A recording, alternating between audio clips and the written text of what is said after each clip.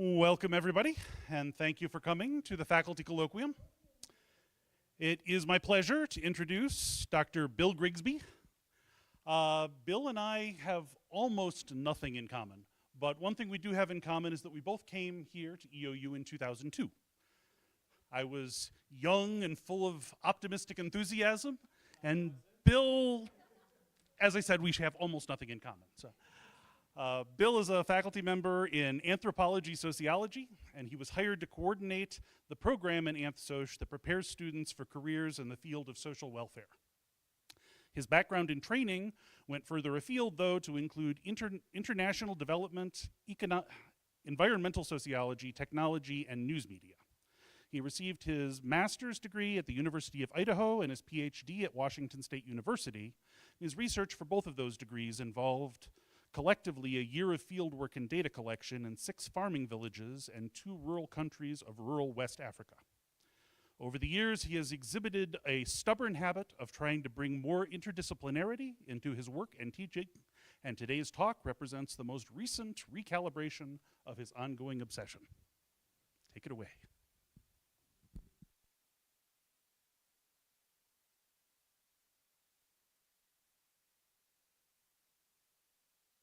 Green, does that work?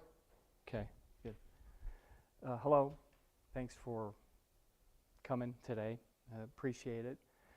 What I'm going to say today is partly based on what I did for my sabbatical, but I've been thinking about things like this for a long time in different versions. And I should say right up front that it's sort of a proposal for a nonprofit that could work with curriculum and work with students and faculty, but there is no, as Al Gore would have said, there's no controlling authority here. It's just my ideas, right? It's nobody's, so you're off the hook, Dr. Ryan. I'm just going to present that and let you know that there's a lot of information here. If I don't get through it all, I'll just whip through them all at the end. You'll see a whiz of slides go by. But if it makes your head spin, I'm in solidarity with you, because it makes my head spin thinking about some of these things. They are things that I lose sleep over sometimes. But the point of this, I guess, for me is there's a couple of processes that I think we're stuck with as a species and as a planet. One is climate change, and one is migration, and they go together. Maybe not like hand in glove, but if you make parts of the planet uninhabitable, people will have to move. So if it feels like, what's he talking about this climate change stuff for? And we don't really feel it here as much. If you've lived here a while, you know things have changed. But 20 years or so, you can't make geologic predictions over a 20-year stretch. It could just be weather and changes. It could turn around next winter. Who knows? But in any case, yes, this is about the ultimate convergence of climate change and migration as they relate to something near and dear to many of our hearts, our COFA migrants, our Pacific Islanders who've been coming to the university for 40 years or so, for quite some time.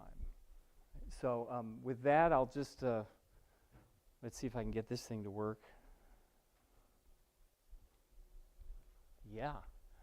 And I'm going to whip through this because I was told not to talk much about climate change, and I won't. But just to, some background, 200 years of industrialization, that'll do it. That'll pump a lot of carbon up into the atmosphere and make the planet a lot hotter. And in that 200 years, we've seen an 8-fold increase in humans, too. So there just aren't many places on the planet that humans haven't colonized that were colonizable at the time.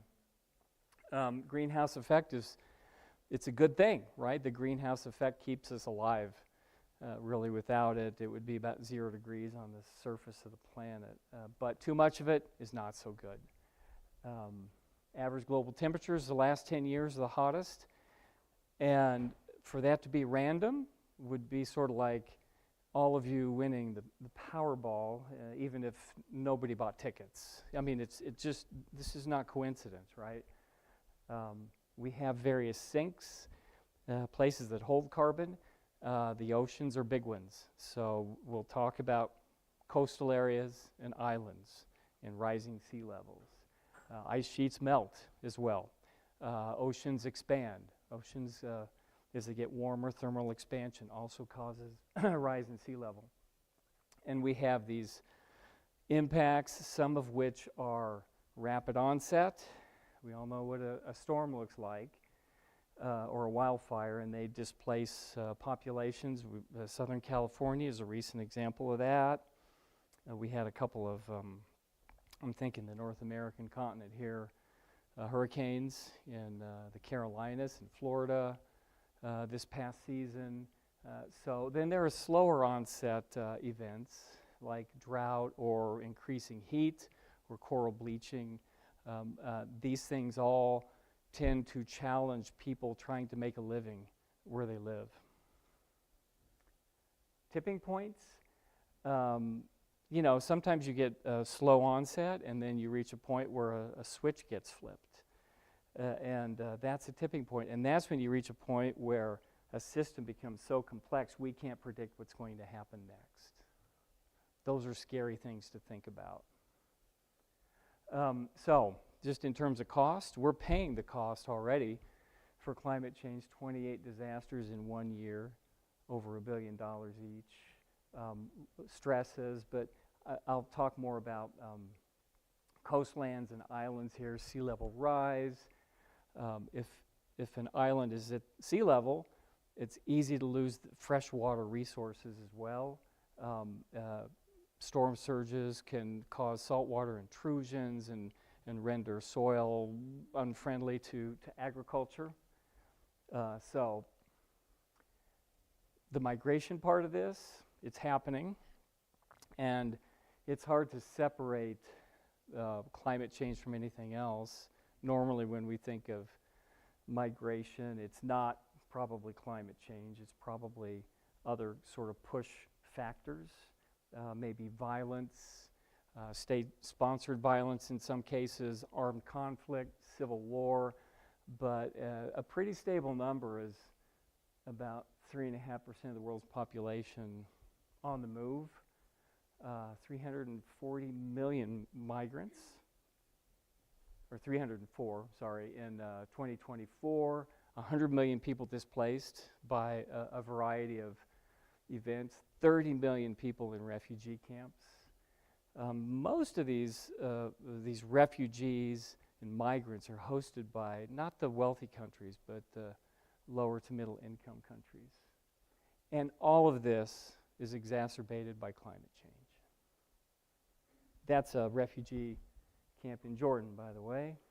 Jordan hosts, I think, around 2 million refugees, a lot of them from Syria, from conflict in Syria.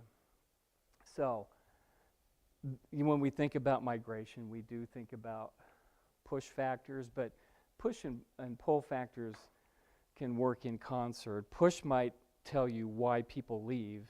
Pull might tell you where they might go, right?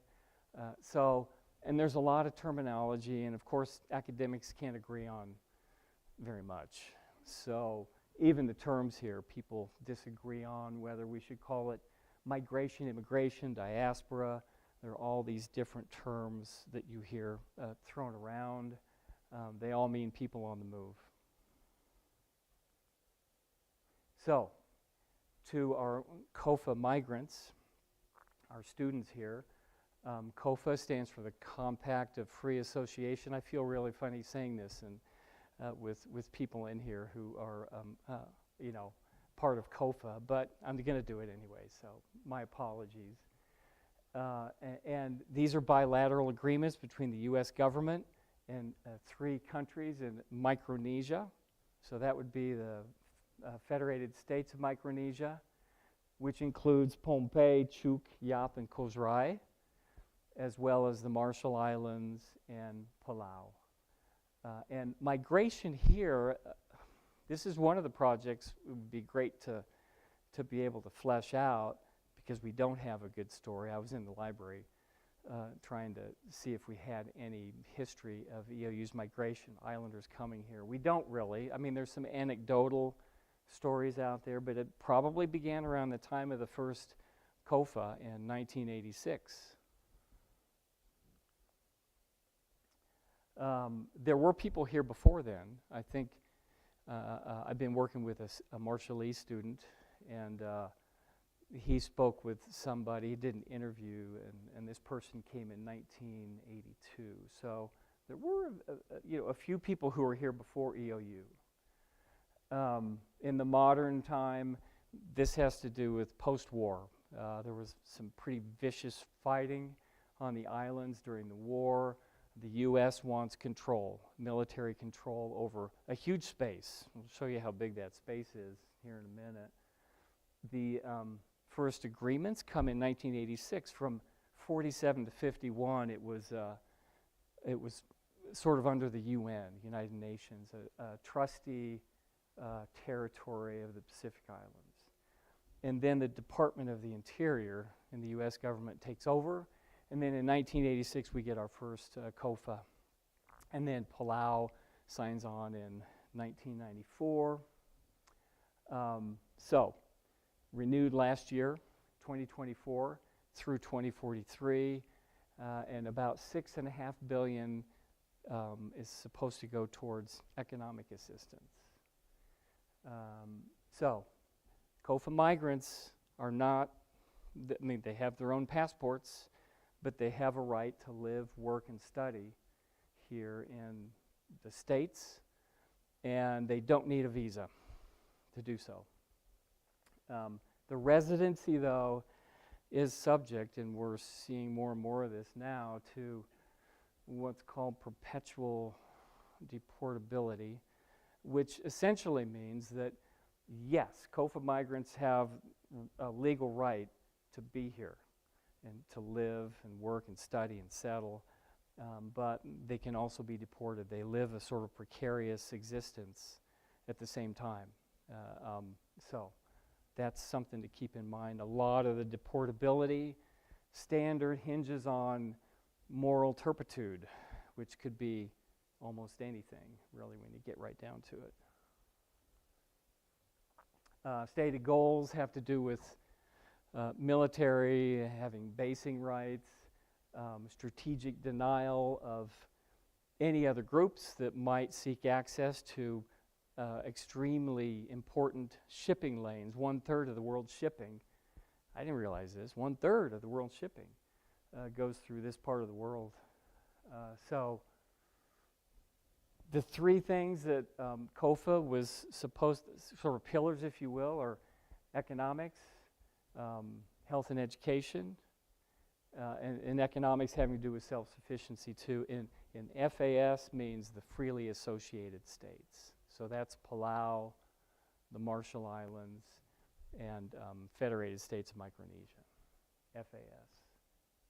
Ironically, most of the reasons in surveys anyway that people state for migrating have to do with health, education, and employment, livelihood. So that just kind of gives you sort of the history here and an idea of how many people live on these islands in and around in Micronesia. Around, I think if I did the math right, it's 160, 170,000 or so.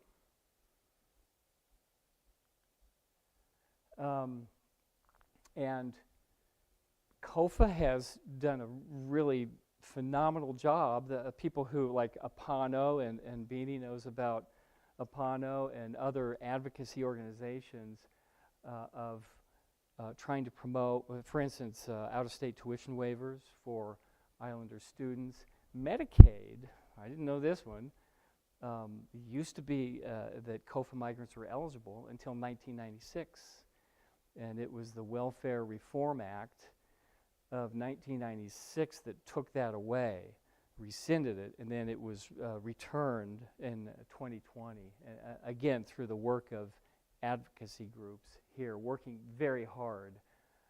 We have a couple of groups here that work in LeGrand, the Neon Northeast Oregon Network does community health stuff, and they have translators, and they have people who help get people signed up, enrolled for healthcare and Medicaid, OHP. MIC Oregon does the same kind of thing. Right now, I mean, I think a lot of people are wondering, because this term public charge has been thrown out, and the idea of the public charge is that if you're a drain, quote unquote, in air quotes there, on the system, you're a public charge, you could be deportable, right? So it makes people very nervous about applying for services to which they're entitled, such as SNAP, temporary assistance to needy families, OHP, anything that gets some sort of a paper trail that could be that trace back to, oh, public charge here, okay? Moral turpitude, right, I guess. I guess what I'd like to leave this part with is this is a pretty precarious set of rights and statuses that COFA migrants have. It's not like they have a great deal of peace of mind, especially right now and with this new administration. A lot of people come and they send money back. That's what the remittances stands for. And this is all tricky as well, because sometimes you have very talented, qualified people. They leave the islands, they go someplace else, and the islands are left with talent that has been exported to another country or location, the brain drain, so to speak. So it makes it hard for the islands to even govern themselves and keep really talented people if they can't pay them what they can make somewhere else. Here's a map of this part of the ocean, and you know, there's this geographic bias about land masses, right? We don't really think of islands as anything but dots in the ocean. But if you were to look at their zones, you know, 200 miles from the coast of islands, the mass here is about half the size of the U.S., including Alaska. So it's about 2 million square miles. It's a different way to think about geography for sure.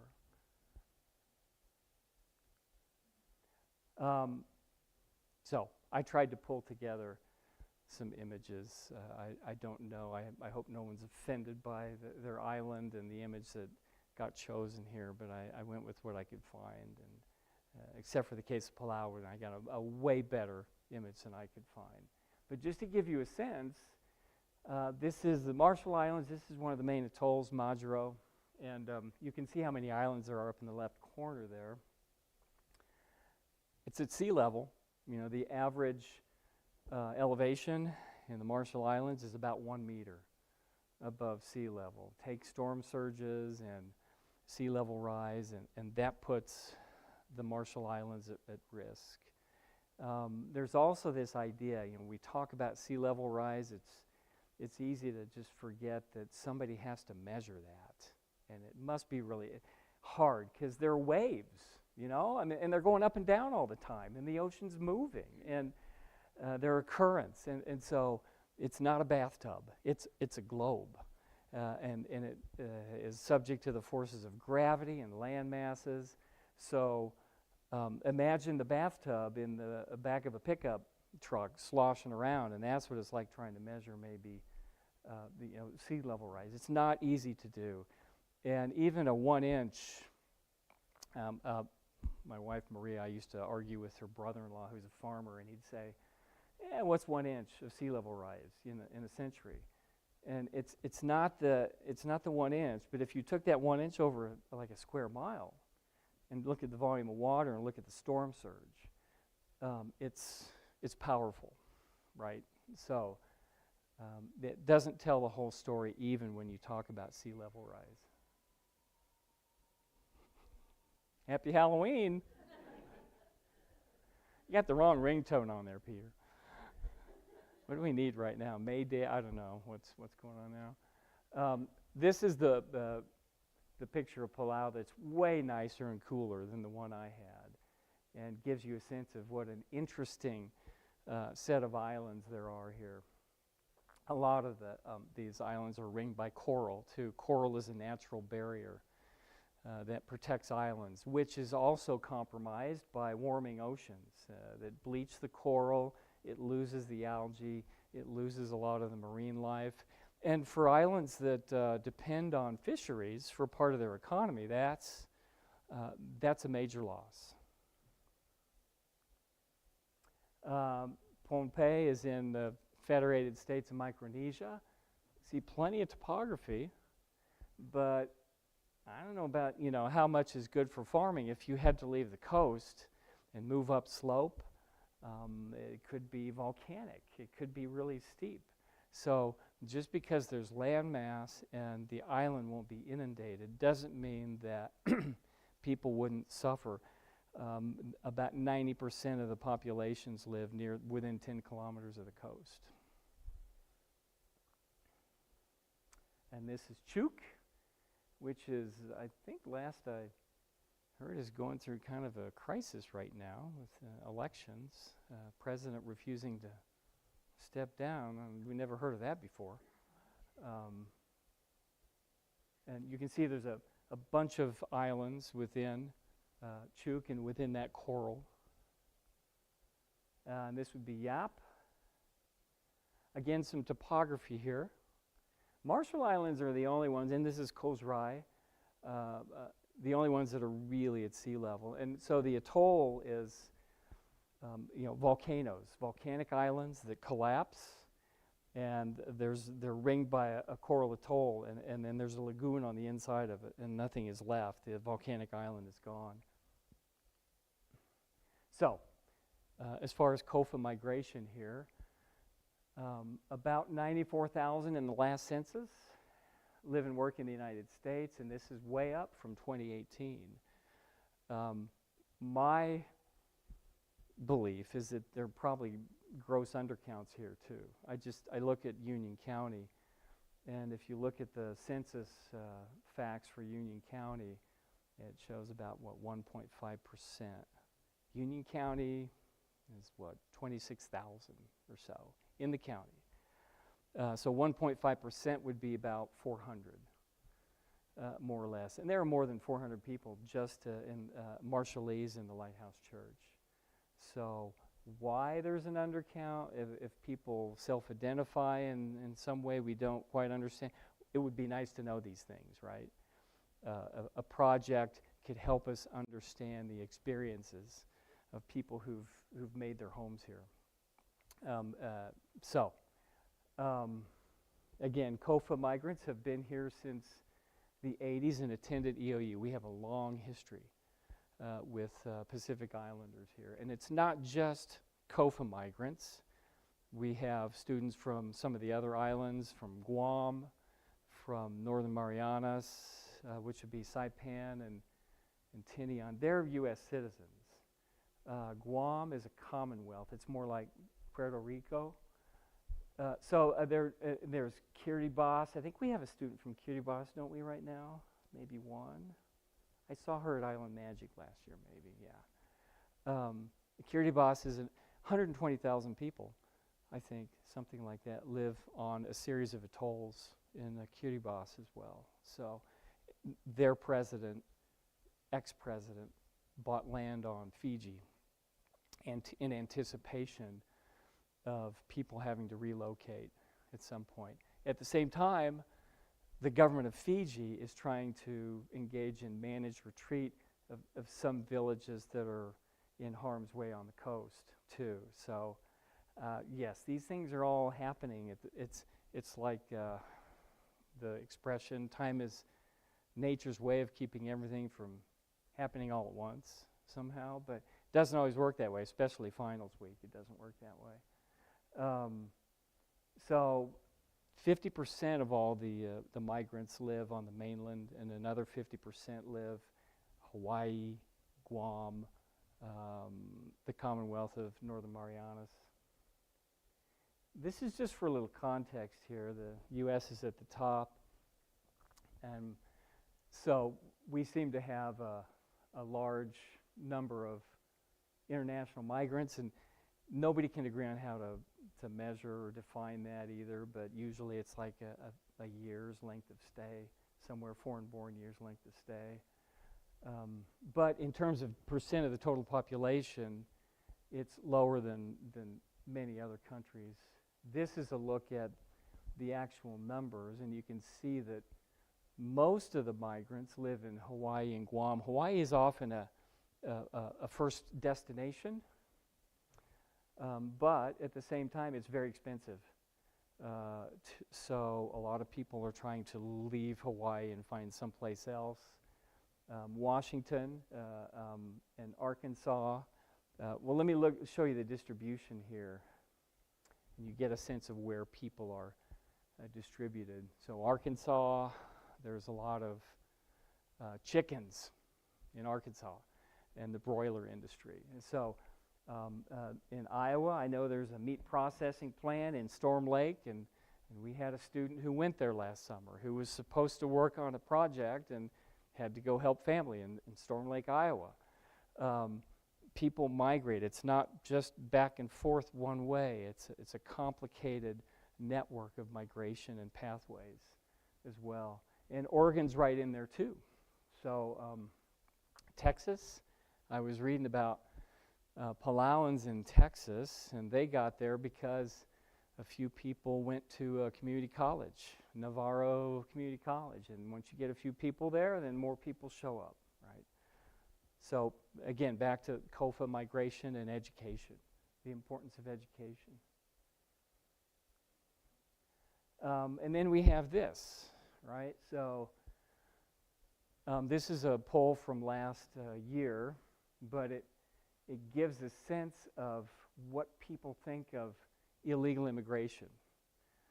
And it probably had a major effect on the election outcome as well. My personal belief, I study media and propaganda, is that a lot of this has to do with how it's reported in the media. The problem for people is a lot of the public doesn't make distinctions between people they perceive as migrants. And so they may be, we have irresponsible statements from the White House that sort of equate immigration with criminality too. So migrants, criminals, the lines get blurred here. So that's another risk that migrants face, legal or not, living in the United States, is that they may be seen as this criminal element in our midst. So, opportunity exists to learn more, to understand the experiences of our students, but there's a lot of uncertainties too, which research could help us resolve, I think, if we could paint a more complete picture of what's happening. And this is where I'll kind of get into some of my own thoughts of how to try to make some of this happen. Again, no controlling authority here. This is just sort of my latest quixotic effort to inject some interdisciplinarity into what I see as inherently interdisciplinary problems that we face. We have an institution here. We have a unique opportunity because we do have so many COFA migrants. And it's not just Union County, right? Because almost all of them live in La Grande. And that means if there were, I don't know, 1,500, it's not quite 10%. I mean, it is more than 10% of La Grande's population if there were 1,500, right? So we can conduct research. We can send students out into the community because they have to do certain kinds of things anyway to graduate. So we have an issue here, we have a set of problems, we have a set of challenges. Students who are interested, whether they be Pacific Islanders or not, could have an opportunity to do research. Train people, that's what we do, right? We prepare people for the next step. And I think we've seen some of the successes of the summer bridge with Corey and Beanie's efforts, and Nancy's been there, and Jenny have been there, and it's pretty inspiring to see how many people have taken on leadership roles within the Pacific Islander student community.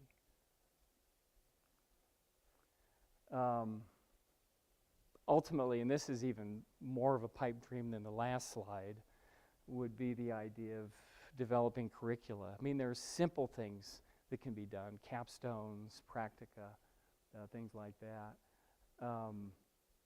But the more that we can respond to a population that seems to be growing, I think the better for everybody involved. As far as an enrollment strategy, we're above flat line, right? Not flat line, but flat growth. And part of that is because we had a really great year with Islander enrollment this last year. Now, this is the other part here, is that this is what's happening now, but in the future, we're going to only see more. We're going to see more climate change, we're going to see more events, we're going to see more displaced populations, and I don't believe there's an immune community anywhere to this, and LeGrand included, right? We could get fires, floods, there are things that get drought. If we deplete the aquifer, maybe agriculture becomes too expensive or unsustainable. So these things are probably coming. We have a university. My way of thinking, we could be studying these things and see what the future looks like. So some of the pillars, I guess, of the proposal: interdisciplinary. And these are just sort of ideas about how faculty could be involved. I would love to know more about demographics. We don't know very much. I have a survey that I haven't sent out yet. It's even hard to figure out how do you send it out and how do you get a good response rate to a survey to answer some of these pretty basic questions about what our population looks like here in Union County and LeGrand. People come here from a long ways away. They face challenges. They can't bring everything. They lose things in terms of culture and things that are near and dear to them. Imagine losing your island and your home and how traumatic that would be. That's, I mean, if that's imminent for any group, it's probably first the Marshallese, I would say. But these are all real possibilities moving forward, and they could affect migration decisions as well. We don't really know for sure what kinds of experiences people have with xenophobia, with discrimination here in town. I've heard stories, and maybe some of you have as well. We haven't systematically documented this information. Lots of potential health issues here. This is just really anybody who wants to get involved here. Faculty, students can be involved because it's interdisciplinary and there's always something we can study. I'm working with this student. I'm not a historian, but we've got him doing interviews with Marshallese about the history of Marshallese migration here. And I don't think you have to be a historian necessarily to ask simple questions like, when did you get here? Who was here when you got here? Obviously, we'd love to have the historians on board as well, though, right? This project will only work if people decide it's worth trying with some students. Economics, so many questions around economics. How do people generate wealth? You know, what kind of, what's the employment sector look like for COFA migrants here? Who sends money home? Who sends remittances back? We have people who study food here. What happens when people come here? Do they change their diets? Can they get the foods they want?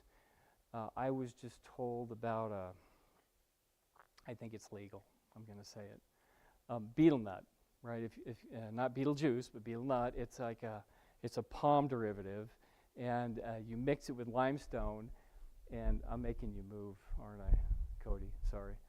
you mix it with limestone, and like a lot of cultures have something like betel nut. Well, somebody decided to try to import it. And so I think that people who, what do you do, chew betel nut? I'm not sure how it even works. I think it tastes bad. Like in Africa, it was cola nuts that people chewed. I think in South America, people chew coca leaves for, if they have to work. And so there's a lot of ways, though, that people could study food, the fine arts, so many ways communication could be used for mutual understanding, I think. English and writing, it's not my area, but I know there's literature, there's writing, there are all kinds of things that faculty could involve students in.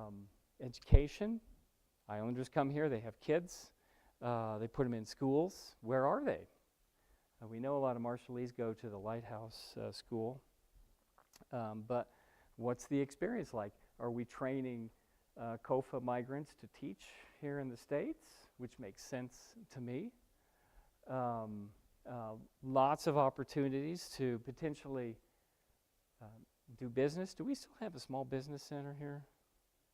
No? Okay. The natural and applied sciences. We have COFA migrants who work like for group homes in town. They do care provision with maybe developmentally disabled groups. We have a nursing school here, so there are plenty of opportunities there. So that's just a smattering of across disciplines of the sorts of projects that somebody who doesn't know anything about all of your disciplines thinks you could be doing if you wanted to be involved. So another I word here would be integrative, and my feeling looking at, as a sociologist, I can't help it. I look at organizations and how they function and how they're structured, and I think a lot about a small school like this not being able to just do one and done projects and file them away.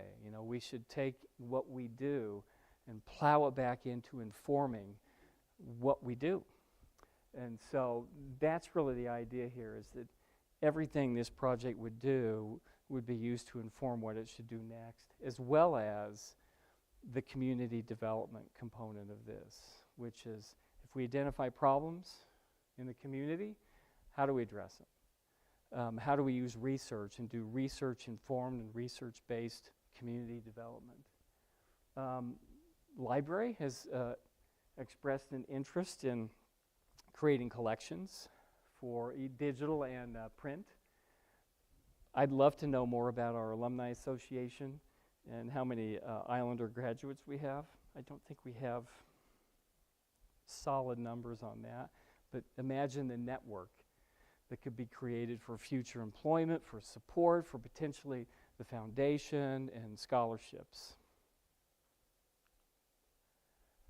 So more here, like institutional research. We may have a category of Pacific Islanders. Do we, Beanie?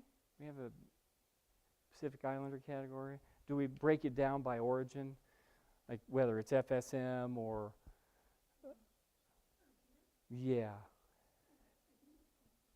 just all COFA, okay. Which, I mean, and if you think about a community and people coming from islands all over a part of the Pacific, we could probably disaggregate more, right? Because it's not necessarily a monolithic community. That's my way of thinking as a sociologist anyway. Because I don't know how, if the Islander community behaves as one, or if you have smaller groups within it, different islands, because we're talking about different languages and different cultures too. Right? So the idea here is that you create a knowledge base and you use it to create usable information that informs development projects. And we have plenty of existing social capital here in the community. All of this stuff could be used to support a population that may not always feel secure in its status. in the United States. Iterative is just the idea that what you do informs what you're going to do, right? And in a small institution, again, I don't think we can afford to not be iterative in the way that we try to do some sort of interdisciplinary project like this. Place-based. So here we get to sort of community development that is based on research.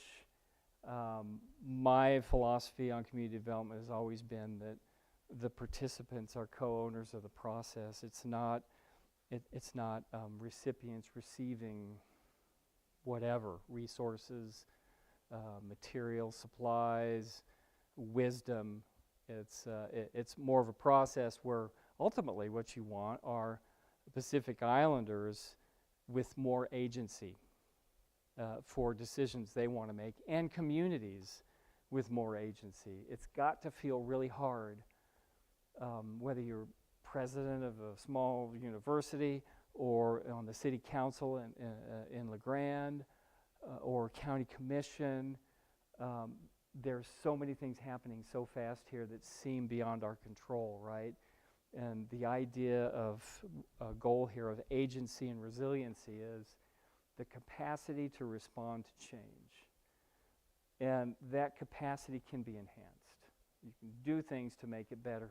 Part of it is social capital. Part of it is the support network of agencies who are trying to help people work together, not work across purposes, towards goals like mutual respect and understanding. And I often think of resilience as something that obviously EOU has to think about as well, a capacity to respond to change, and the changes are coming pretty rapidly for higher education as well. So I see so a pretty good convergence here of benefits to enrollment that probably require faculty, staff, others, students to respond in a way that reflects the interest of a growing population and their curricular needs and their professional aspirations.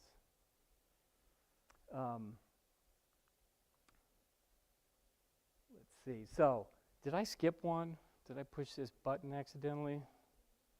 Oh well. Yeah, if you don't notice it, then it's a failure anyway, right? But so scalability is this idea that you start small. You don't start big and then nothing ever happens. But if you start small and it doesn't work out, you haven't lost much. That's one thing I've learned with some of my failed ideas over the years, is that at least if they're small scale, they'll be small failures. They won't be spectacular failures, which is harder to live with, and we don't have the resources for that sort of thing anyway. So this could start with people doing practica. I've already had a student do capstone, practicum credits, really, one at a time.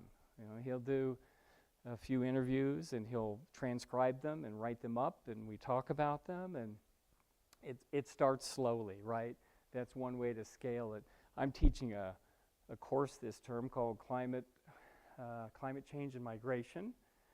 So we're a long way from a curriculum, but that would be like, the pipe dream, I guess, is to have a curriculum that responds to people's interests professionally.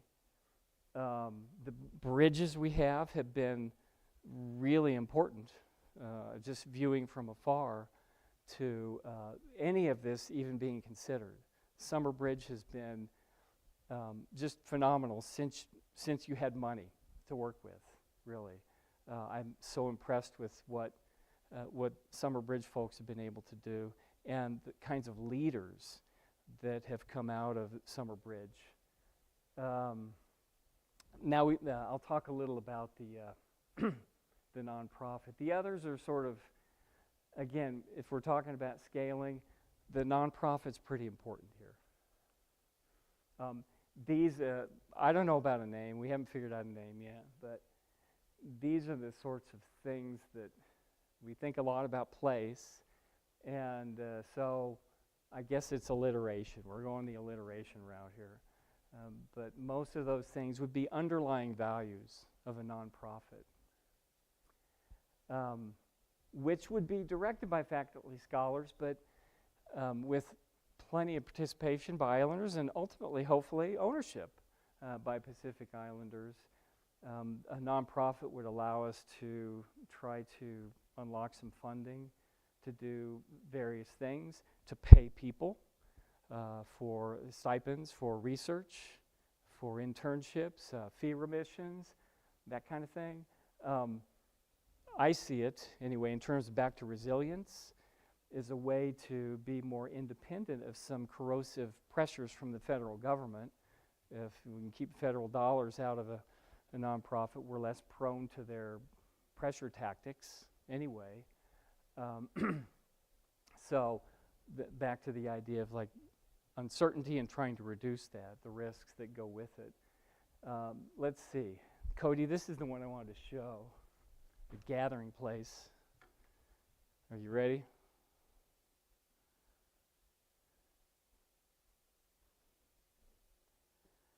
Select an app. All right.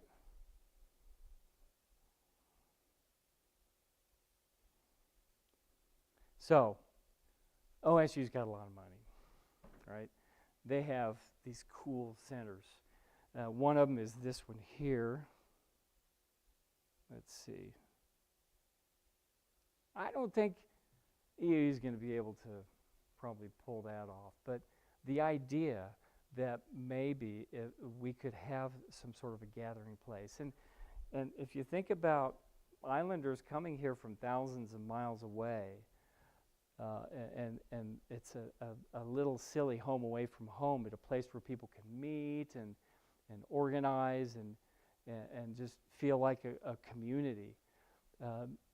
That's one thing that money from a nonprofit might help to do, is to find the money to create some sort of gathering space, which would send a message, I believe, to funders and to the islands. Am I back? Yeah. That we're committed. You know, it's symbolic, but it just feels like to me, having been here for 23 years, that we have not honored and done justice to the commitment of COFA migrants to this institution. And especially now that we see more enrollment growth, it's probably not a bad time to just revisit that. So, back to the idea of resilience here, and we're not getting away from those two forces up there, of migration and really the destabilization of climate in one way or another. And imagine if that includes losing your home, right? The trauma that goes with that, not just displacement with a hope to return. So, community agency, organizational agency, people can make decisions that increase their capacity to respond to change over time. Then the university can play a role not only in making this community more resilient, but in helping other places as well, creating an information network and a reputation for doing this kind of research. There's a lot of people who do research on the islands. And I've talked to people, and they're like, yeah, I could go to the islands. I'd like doing that. Like, well, no, that's not what this is about. This is about here. It's about Union County and LeGrand first. You earn the right to get to the islands because you show value by helping understand what people's lives are like here first. That's my philosophy, anyway. I have my own theoretical questions about like small world theory and how like Beanie, you would be the person that connects almost everyone in this community. There's like 1 degree of separation between you and anybody else here. So how do we get to community resilience? How does government policy affect migration and the calculus people make about migrating? There are lots of theoretical questions here as well as applied research that could be done. Yeah, this is just sort of, these are pretty consistent with EOU's mission. I won't click on that, but you've read the mission, I'm sure. Maybe it's been a while. But I mean, that's partly what we do. We engage the region. We are the rural institution. We're trying to sustain enrollment and prepare students for that wider world. And part of that, a bad metaphor here, but the idea of the wayfinders and the navigators and seeing nothing on the horizon but ocean, right? And still figuring out where to go and how to get there. So I think, yeah, thanks so much to everybody who made this afternoon necessary. It wasn't really necessary. Thanks for coming. And thanks to our Islander students and to the folks with Summer Bridge and who've done such a great job bringing more Islander students to EOU. That's all I got.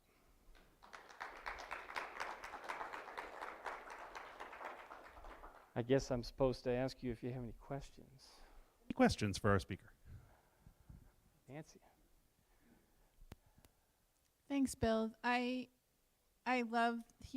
think you've done a very comprehensive overview of the issues, and I just want to say that I have some ideas of things I'd like to do or be involved in, and I think for me the barriers to those things might be solved by a nonprofit that could be an intermediary between me and populations that are here in La Grande.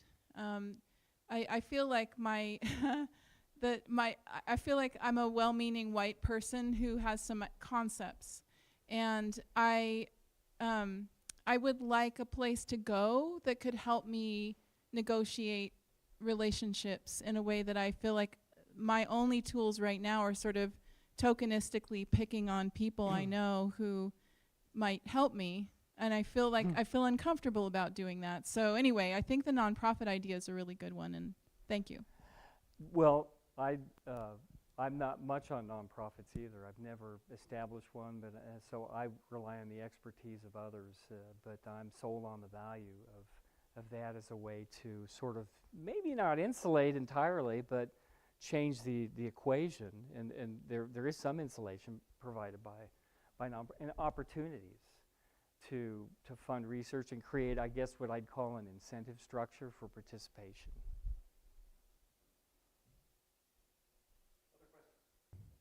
I've sufficiently dizzied and put people to sleep.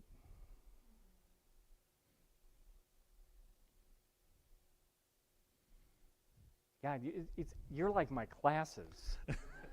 This is really bad. You know, I can't. I've got this thing where they get a point, extra credit point, if half the students speak up in a class, and not one day yet this term have they got a point for doing that. I'm going for extra credit. No, right now. it doesn't work that way. It's collective responsibility here. I'm going to try to earn some extra credit. So I agree with Nancy's statements, and I think this is a cool project, conceptually. I'm wondering, thinking small steps, building up, and this may be something we could continue in a later conversation, but thinking about maybe like a class, either that's a 4-credit class or some kind of extracurricular program that sort of initiates this process with interested students or students we've already worked with that could contribute to this. I think we know a few already. Because it's like if you're teaching climate migration, I'm teaching borders and immigration, and surely other people have an interest perhaps. There might be a way to like do an interdisciplinary sort of multi-phase workshop, or so there's things we can work out. So I guess long story short, I'm interested in talking with you more about ways we can begin to actualize this. I think filing the initial nonprofit paperwork is kind of like that's the easy part. The more difficult part is conceptualizing the steps we'd want to take. But yeah, you provide a really good framework here that I have learned the hard way on some of this stuff. Like the class it's great when you can get, it's good work if you can get it right. But if you can get a couple of faculty who like, I got a student, they want to do something, oh, send them my way, you know, and you begin to get a little bit of data and a little bit of research, and word gets around. And I can remember one year, one of my failed experiments was more interdisciplinarity, and the idea was that faculty would invite somebody from another discipline to do one day in their class, just to say, hey, here's a different approach from a different discipline. Wow, I think there were 3 people who took that on, something like that. And I thought that was a small baby step, right? So it's a challenge. My belief at this point is you build a critical mass. You start with what you have and you build, and that's why, for me, scalability is so important. You start small, and if you have successes, you build on those.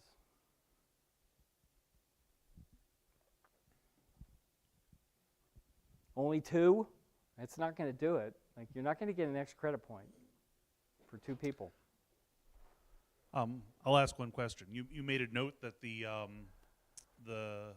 Islander student population has been increasing recently. Do you think Summer Bridge is partly responsible for that? Oh, Or there? yes. What do you think has contributed? Well, I to mean, that? ask Corey. Really, I know just from talking to Corey how much work that's been to get people here, do the logistics, and then follow through with, over the course of the first year experience to help them and give them opportunities for leadership, mentors, training mentors, and they see role models and older students. And so that I call a staggering success. And what was it this year? How many Islander students? 60 or so? 60. That. So. I just want to say the credit is not mine.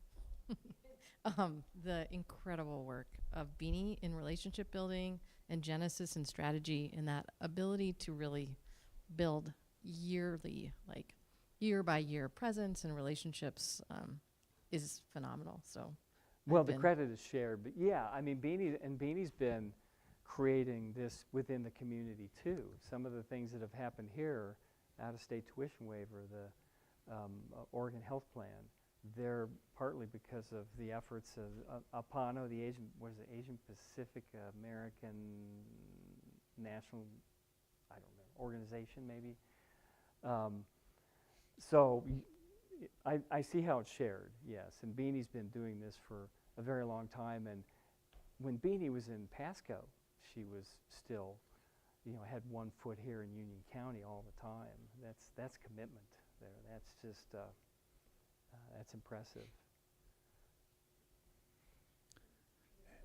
And You sound like Jeff Johnson here, Jill. Yes. I have a So when I first came here, the island students were required to take foreign languages. So because their own language was not recognized. So that's one positive step, That is. But it took a long time. Oh, it did take a long time. I had many times I don't know if you've had to do any waivers, Peter, but I've had to ask provosts for waivers for students whose first language was not English, but they were considered deficient in foreign language. Yeah. And then in the 80s, there were a lot of faculty that went to Micronesia and spent a year, spent a summer. So it would be nice to see that happen again, too. You want to go to the islands, I get it. Well, yeah. Yeah. I'd probably opt for Puerto Rico. If you knew but- what their schedule was when they go to the islands. But, Yeah. No, you're right. I mean, it was in there. There was so much stuff there. It was But like it would a word increase. salad. It would increase cultural Sure. understanding for sure. I think that the city council, the city of LeGrand, should find a sister city or a sister island. We should begin thinking about things at the community level that create more understanding. And that could be and there are plenty of these in the States, like Gilroy, California, I think it's Palawan. God, where are they now? I can't think, but there are like 3 or 4 of these sister cities in the United States. It's, I mean, it takes a decree and a resolution, and then it takes some work to make this something more than just something on a piece of paper. Yeah. All right, it is 5 o'clock, so let us thank our speaker again. Thank you. Thanks for coming.